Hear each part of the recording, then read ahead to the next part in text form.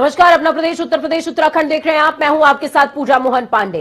Police दागदार है और सरकार से गुहार है, क्योंकि कानपुर के कारोबारी मनीष गुप्ता की गोरखपुर में पुलिस से हुई मारपीट के बाद मौत हो गई, जिसके बाद प्रदेश की पुलिस की वर्दी का दागदार होने का सवाल सबसे बड़ा हो चुका है। मनीष की पत्नी मीनाक्षी लगातार पुलिस पर अपने पति की हत्या करने का आरोप लगा रही हैं और उत्तर प्रदेश सरकार से न्याय की गुहार भी। ऐसे में सवाल ये कि क्या सच में वर्दी दागदार है?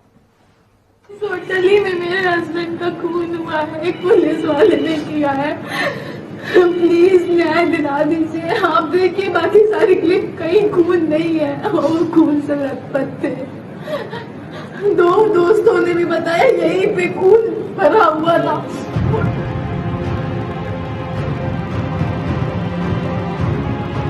ये दर्द है उस पत्नी का जिसने अपने पति को खो दिया है। ये दर्द है उस औरत का जिसकी जिंदगी वीरान हो गई है। दर्द आंसू बनकर निकल रही है। बच्चे के सिर से पिता का साया उठ चुका है। इन आंसुओं के दर्द की वजह बनी है उत्तर प्रदेश पुलिस। वही पुलिस जिसके होने से सुरक्षा का भरोसा दिया जाता है। वही पुलिस जिससे कोई वंचित न्याय की गुहार लगाता है। वही पुलिस जिसकी मौजूदगी ही सुरक्षा की तस्दीक होती है। वही पुलिस जिसमें किसी मजबूर को मजबूती दिखाई देती है। लेकिन इस बार यही पुलिस इस औरत की सुहाग उजड़ने की, बहते आंसुओं की, चीखने चिल्लाने की वजह बनी है। पुलिस गोरखपुर के कृष्णा होटल में रात के वक्त चेकिंग के लिए पहुंचती थी। कमरा नंबर 512 में मनीष अपने दो दोस्तों के साथ रुके थे, सो रहे थे। ये तस्वीर इसी कमरे की है, शायद सोने से पहले की। इस दौरान पुलिस चेकिंग के लिए पहुंचती है। चेकिंग के समय मनीष की पुलिस वालों से बहस होती है, लेकिन उस रात किसे पता होगा कि चेकिंग के नाम पर सोते से उठाकर पुलिस मनीष को मार देगी। मनीष गुप्ता की पत्नी मीनाक्षी गुप्ता का आरोप है कि गोरखपुर के एक होटल में चेकिंग के दौरान ही पुलिसकर्मी ने मनीष की पिटाई की, जिसके बाद उनकी मौत हो गई। अब ये आरोप सच होते दिखाई भी दे रहे हैं, क्योंकि मनीष गुप्ता की पोस्टमार्टम रिपोर्ट में हैरान करने वाले खुलासे हुए हैं। पोस्टमार्टम रिपोर्ट इस बात की पुष्टि करती है कि मनीष गुप्ता की मौत बर्बरता से की गई पिटाई ही सबसे बड़ा कारण है।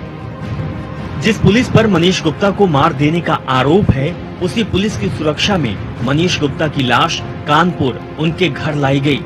घर के बाहर कानून और व्यवस्था के लिए पुलिस तैनात की गई, जबकि इसी पुलिस के 6 लोगों पर मनीष गुप्ता को मार देने का इल्जाम है। जिस पुलिस पर हत्या का इल्जाम है, वही पुलिस सुरक्षा के इंतजाम में लगाई जाती है। वर्दी की निरंतरता देखिए, हत्या और सुरक्षा दोनों में समान है। क्या ये भयावह नहीं कि जिस पुलिस ने मनीष गुप्ता को मार दिया, वही पुलिस यहाँ उनके दरवाजे पर खड़ी है?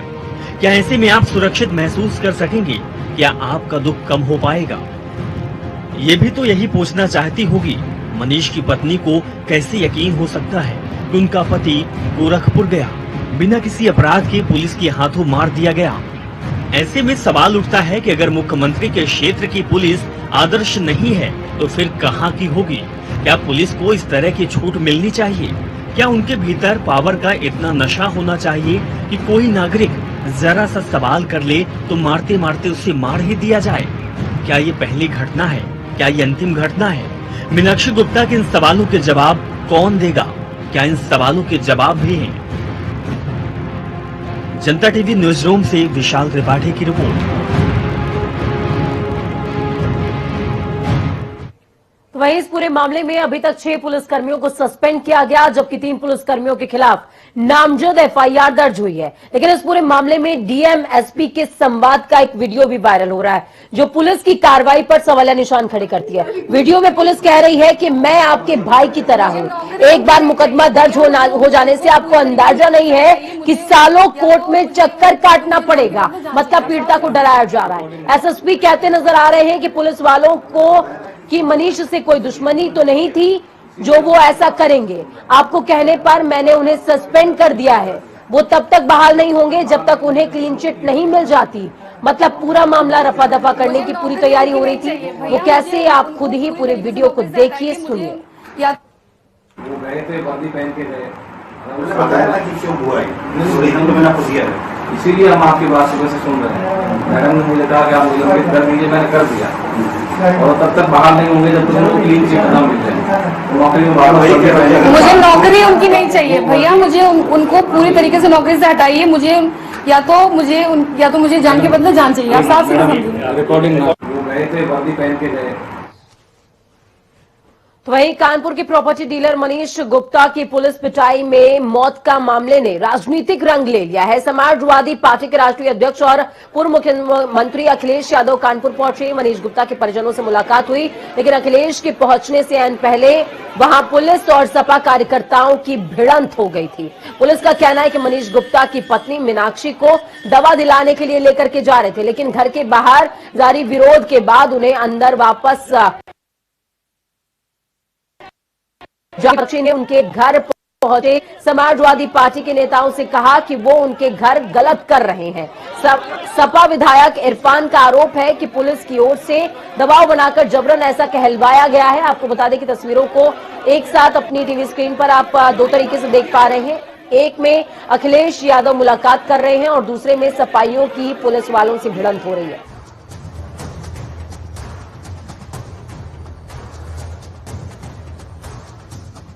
दो तस्वीरें आपको दिखा रहे हैं। एक तस्वीर जिसमें पुलिस वालों और सफाइयों की भिड़ंत और दूसरी तस्वीर में अखिलेश यादव की परिजनों से मुलाकात की तस्वीरें हैं।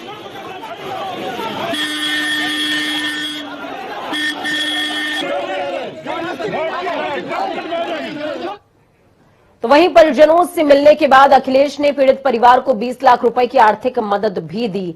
साथ ही अखिलेश योगी सरकार और यूपी पुलिस पर जमकर बरसते नजर आए। अखिलेश ने कहा पुलिस बीजेपी की सरकार में उत्पीड़न कर रही है, हत्याएं कर रही है, यहां तक कि लूट में भी शामिल हो रही है। उन्होंने पूछा कि पूरे मामले में अधिकारियों का जो वीडियो वायरल हो रहा है उनको सस्पेंड क्यों नहीं किया गया। उन्होंने पूरे मामले में सीबीआई जांच की मांग की है। साथ ही बीजेपी सरकार पर हमला करते हुए कहा कि इस सरकार में न्याय की उम्मीद नहीं की जा सकती। जो गलत काम कराएंगे उनसे आप गलत काम कैसे रोकेंगे? इसीलिए ना एसएसपी सस्पेंड, जबकि उन वीडियो पूरे देश ने और सब लोगों ने देखी कि वो किस तरीके से एफआईआर न हो, उसके लिए वो पूरा का पूरा दबाव बना रहे थे। सिटिंग जज वो मॉनिटर करें, चाहे सीबीआई जांच हो, क्योंकि परिवार ने सीबीआई जांच मांगी है।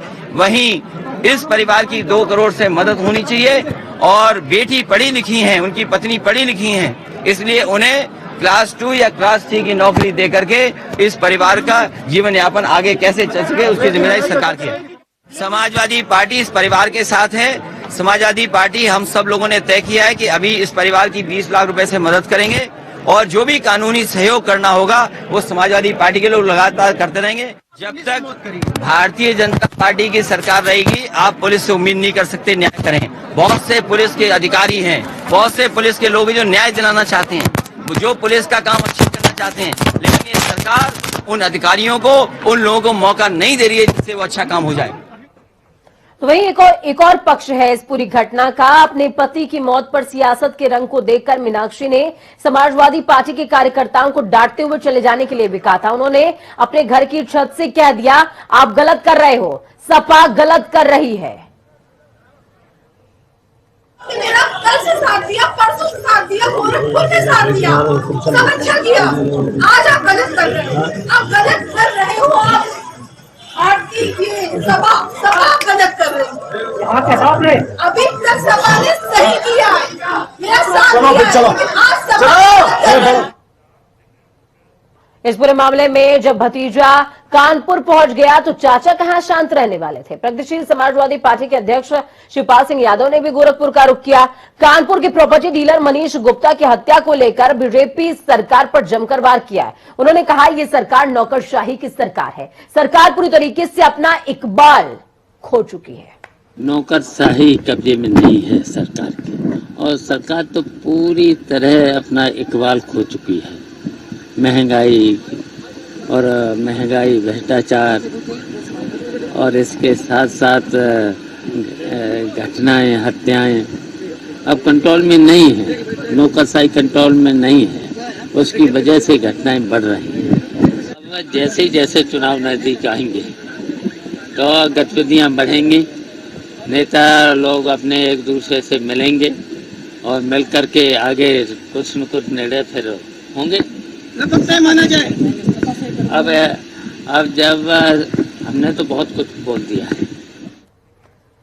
तो वहीं इन सभी सियासती उठापटक के बाद मुख्यमंत्री योगी आदित्यनाथ ने कारोबारी मनीष गुप्ता के परिवार से मुलाकात करी। सीएम ने मनीष की पत्नी मीनाक्षी से मुलाकात करी और उन्हें इंसाफ दिलाने का पूरा भरोसा दिया। इस मुलाकात के बाद मीनाक्षी ने बताया कि सीएम ने एक गार्जियन की तरह उनकी बातों को सुना है, उन्हें इंसाफ का भरोसा दिलाया है। इसके अलावा सीएम योगी ने बेटे की पढ़ाई का खर्चा उठाने और मीनाक्षी को सरकारी नौकरी देने का वादा भी किया है। सीएम साहब ने मुझे पूरा आश्वासन दिया है और मैं उनकी सारी चीज़ों से बहुत ही संतुष्ट हूँ। इनफैक्ट मुझे उनकी 2 चीज़ें बहुत अच्छी भी लगी कि उन्होंने मेरे केस की गंभीरता को देखते हुए पहले अपने मन से ही बोल दिया कि केस को कानपुर में ट्रांसफ़र करते हैं और यहाँ पे एक अलग टीम नियुक्त करते हैं। दूसरा, उन्होंने गोरखपुर में ये सुबह ही कह दिया था कि जो पोस्टमार्टम होगा वो पैनल के थ्रू होगा और इनकी FIR दर्ज कर ली जानी चाहिए। ये वहाँ से नहीं हुआ, बट इनका आदेश हो चुका था, ऐसा मुझे सीएम जी ने बताया।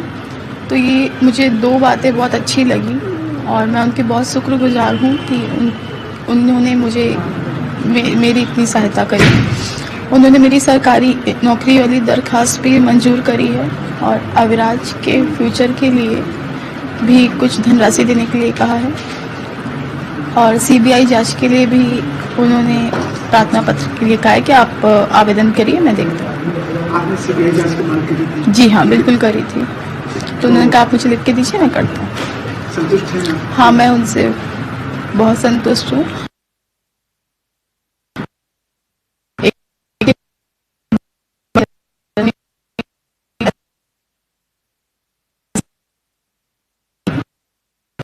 आएंगे उस तरह उन्होंने सारी समस्याओं का बहुत अच्छा समाधान दिया है। उसके लिए मुझे बहुत बहुत आभारी हूँ उनकी। चलिए ग्राउंड जीरो का रुख करते हैं। आपने तमाम सियासती उठापटक देखी, किस तरीके से सीएम योगी आदित्यनाथ मिलने गए, उसके बाद जो वर्डिक्ट सामने आया, तमाम चीजें आपने सुनी है। ग्राउंड जीरो का रुख करते हैं। अभिनव हमारे साथ में जुड़े हुए हैं। अभिनव, क्या कुछ अपडेट है ग्राउंड जीरो से? सब कुछ सुबह से चलता रहा, सुबह से क्या कहें, कल से लगातार चल रहा है। मनीष की मौत के बाद लगातार FIR दर्ज न होने से लेकर आज CBI जांच की डिमांड तक जो लगातार सियासत चली है, उसमें सपा का सपोर्ट, सपा का अपोज, बीजेपी का दखल, बीजेपी के दखल के बाद CBI जांच की मंजूरी, तमाम चीजें निकल करके सामने आई है। मौजूदा स्थिति क्या है कानपुर की? जी बिल्कुल पूजा, आपको बता दूं कि मनीष गुप्ता की मौत के बाद लगातार कल से ही अभी तक जितने भी विपक्षी दल हैं उत्तर प्रदेश में सभी इस घटना को भुनाने में लगे हुए थे और लगातार राजनीति अखाड़ा बना दिया था कानपुर के बर्रा 3 को, जहां पर मनीष गुप्ता का घर है। लेकिन इन सभी बातों पर, इन सभी ये जो जिस तरह से राजनीतिक अखाड़ा, इस राजनीति चली इस पूरे मामले पर, उस पर विराम लग गया। मुख्यमंत्री ने जब पीड़ित मृतक की पत्नी से मुलाकात की, मृतक की पत्नी ने मुख्यमंत्री से मुलाकात करने के बाद साफ कर दिया कि जिस तरह से मुख्यमंत्री ने उनकी सभी मांगों को मान लिया है, उसके बाद वो मुख्यमंत्री और उत्तर प्रदेश सरकार द्वारा की जा रही कार्रवाई से संतुष्ट हैं। यानी कहीं ना कहीं जो राजनीति इस पूरे मामले में गर्म हो रही थी, अब उस पर कुछ विराम लगेगा। लेकिन अगर बात करें ताजा अपडेट की, तो अब से कुछ ही देर में प्रसपा के जो मुखिया हैं शिवपाल सिंघिया पहुंचने वाले हैं और उनके आने का प्रोटोकॉल भी जारी हो गया, जिसके बाद सुरक्षा व्यवस्था यहाँ पर और पुख्ता इंतजाम कर दिए गए हैं। ठीक है, बहुत शुक्रिया अभिनव हमारे साथ जुड़ने के लिए, अहम जानकारी ग्राउंड जीरो से साझा करने के लिए।